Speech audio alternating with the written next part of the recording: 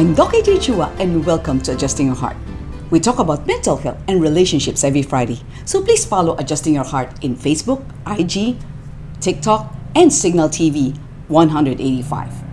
Our topic today is 5 things you can do to ease your depression. Did you know that there was a 27% increase or an additional 53 million cases in major depressive disorders in 2020? According to the Lancet, this brings the total number to 246 million, with more younger people and women affected compared to older people and men. Here are 5 practical tips you can apply to lighten your despondent feelings.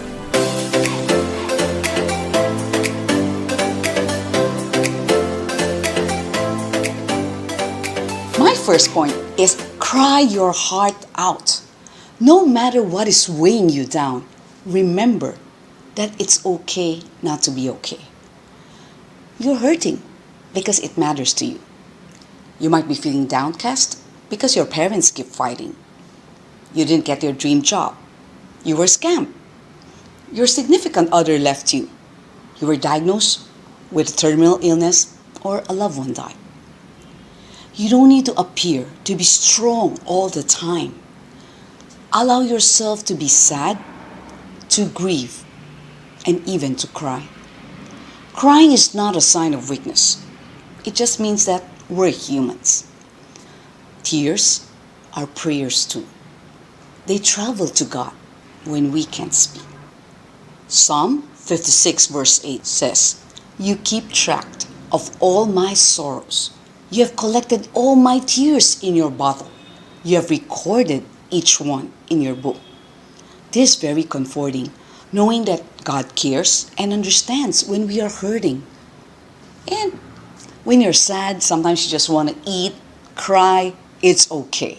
Just don't eat too much, lest you become obese and have health issues.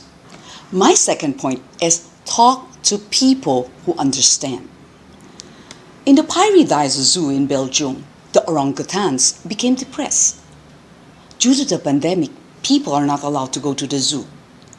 The staff at the zoo decided to run the otters river through the orangutans' territory. After they have warmed up to each other, the orangutans and the otters became BFFs. They play hide and seek and have lots of fun. If animals need social interaction, especially during their down moments, how much more do human beings like us?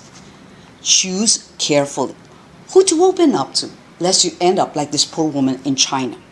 News about her went viral in January 2022. She was chained because she has mental health problems. If that is the case, then they should have helped her seek a psychiatrist and get her the help that she needs. So my friends, when feeling dejected, turn to people who will understand and who will comfort you. People who won't say that you're just acting out or you don't have enough faith in God. Don't hide your sadness behind a smile. When people ask you, said, "I'm fine," but actually you're not. Do not be ashamed. There are people out there who understand. Remember that you are precious, you are loved, and you are not alone. Dwayne Johnson also talked about this. He said, "I found that with depression, one of the most important things you could realize is that you're not alone." Sometimes having coffee with your best friend is all the therapy you need. Talking to a friend let us know and feel that someone cares, and that lifts our moods. My third point is stop negative self-talk. Look at this cycle of depression. There are triggers like losses. Maybe you feel rejected, somebody made fun of you, you're being disliked, you have a chronic illness, parents divorce, family problems. And that affects our thoughts. If you think negatively like, "Oh, things will never get better, I'm a failure, nobody likes me, my life is doomed, I'm worthless," then it affects your feelings. You will feel hopeless, despair, gloom, sad, lonely, rejected, worthless, upset, discouraged, somber, disheartened. And this in turn will affect your behavior. Like you'll start being inactive, skip school, stop going to work, moping around, not talking or interacting with people. And sometimes some people self-harm, withdrawal, substance use or abuse. This will affect our physical body.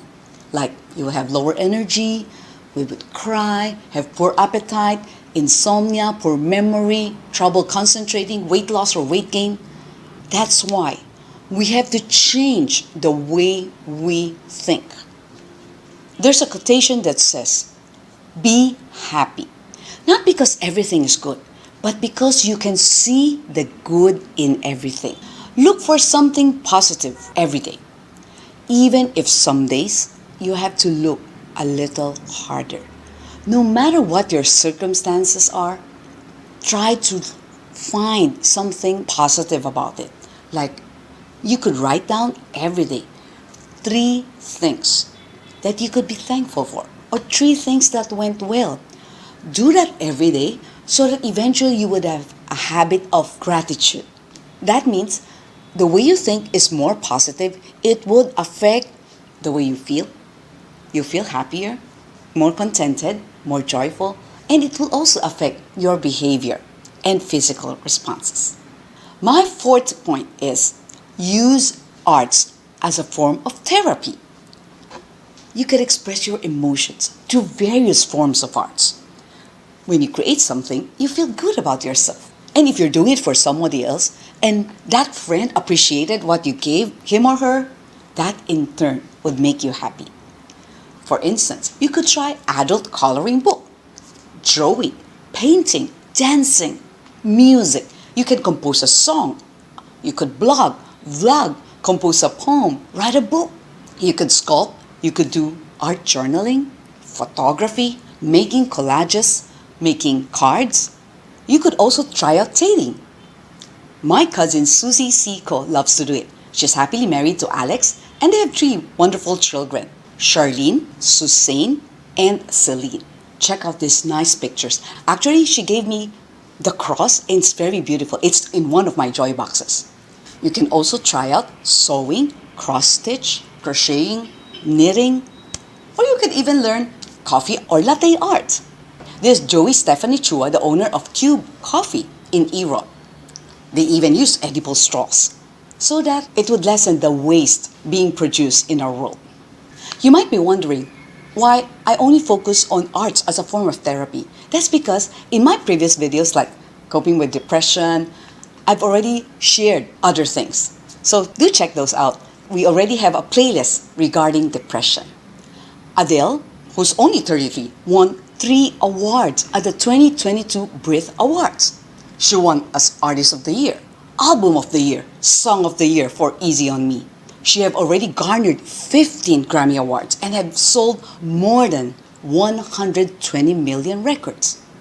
And yet, she shared that she battled with depression ever since she was 10. It started when her granddad died. And when she gave birth to Angelo, she experienced postpartum depression. The breakup of her marriage with Simon Konecki in 2019, her gluten intolerance, and anxiety, which means an anxiety caused by drinking excessively. All of these compounded her depression. But she's now mentally healthy. She can express her feelings through music, and that's therapeutic for her. She admitted that her new album helped her find closure with her estranged dad, Mark Evans, before he died of bowel cancer at the age of 57. She started going to the gym for her mental health. Coupled with dieting, she lost 100 pounds in a span of 2 years. Talking to good friends, taking one afternoon off once a week, consulting her therapist, and not drinking alcohol all aided in her recovery. My 5th point is ask God to help you overcome your problems. It's easy to feel overwhelmed with all the challenges of life. When things seem to be falling apart, trust the one who holds all things together. I have a friend who will never leave my side. His name is Jesus. I hope that all of you will make Jesus your best friend. Knowing him is the best thing that have happened to me. He's my anchor through the ups and downs of life. And that goes the same for Jane Marchevsky. aka Nightbird. I featured her in How to Help Someone Who is Depressed. Her audition in America's Got Talent, where she sang her original composition It's Okay, went viral and landed number 2 in iTunes. Her optimism was so contagious that it inspired many people.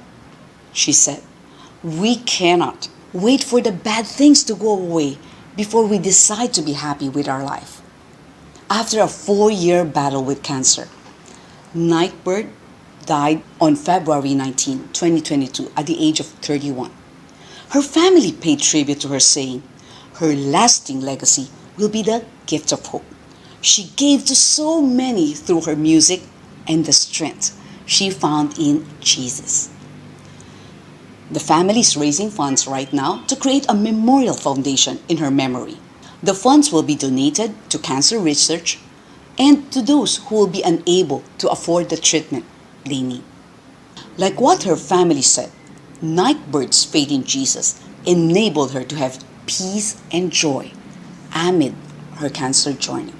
And though her life on earth has ended, her life in heaven has just started. My friends, after trying out all the 5 tips I've shared and you still can't function normally, like you can't study anymore, you can't go to work, I would suggest that you consult a psychiatrist in case that you might need certain medication for the chemical imbalances in your brain. You can also check out PACC, or Philippine Association of Christian Counselors website for counseling, or you can call up 700 Club, the National Center for Mental Health, and Hope hotlines. So the 5 things you can do to ease your depression. Number 1, cry your heart out. Number 2, talk to people who understand. Number 3, stop negative self-talk. Number 4, use arts as a form of therapy. And number 5, ask God to help you overcome your problems. If you're blessed by this video, please like, subscribe, and share it, especially to those who are feeling down. I'd like to thank some people for encouraging us. Desideratificacion, Gloria Indico, Joaquin C., Lolita Co., Noreen Galicia Parafina, and John or Shan Bang Su. Next week, our topic will be 5 things you can do to prevent suicide. Stay safe, everyone.